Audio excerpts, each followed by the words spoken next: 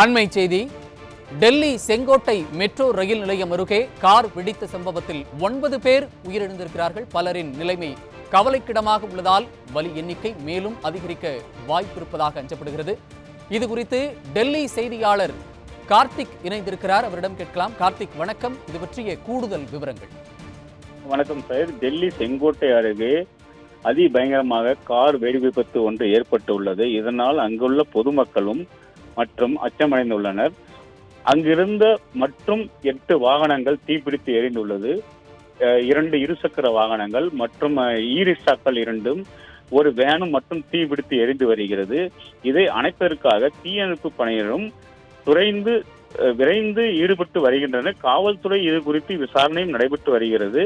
இந்த கார் வெடிப்பு சம்பவத்தை அடுத்து மத்தியில் பொதுமக்கள் மத்தியில் பெரும் பரபரப்பு ஏற்பட்டுள்ளது. இது விபத்தா இல்லை வேற ஏதாவது நிகழ்வா இல்ல இது சதியா என்ற கோணத்தில் விசாரிக்கப்பட்டு வருகிறது. இந்த சம்பவம் குறித்து ஆராய்வதற்காக வெடிகுண்டு நிபுணர்களும் விரைந்து சென்று கொண்டு விசாரணை நடத்தி வருகின்றனர். இந்த சம்பவம் குறித்து பொதுமக்கள் எத்தனை பேர் இருந்திருப்பார்கள் என்று இதுவரை தகவல் வெளியாகி வந்த நிலையில் இதுவரை 9 பேர் இருந்துள்ளதாக தகவல் வெளியாகி உள்ளது. மொத்தம் 5க்கும் மேற்பட்டவர்கள் காயமடைந்துள்ளதாகவும் தகவல் வெளியாகி உள்ளது. இது குறித்து மத்திய அரசு ஆங்காங்கே உள்ள பொதுமக்கள் அச்சத்துடன் இருக்க வேண்டும் மற்றும் பாதுகாப்பாக இருக்க வேண்டும் என்று டெல்லி விசாரணையில் வைக்கப்பட்டது.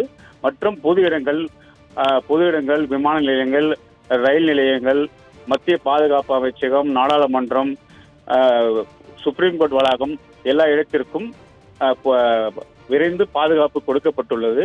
அதனால் அச்சப்பட வேண்டாம் என்றும் பொதுமக்களுக்கு அறிவுறுத்தி தெரியப்படுத்தப்பட்டுள்ளது.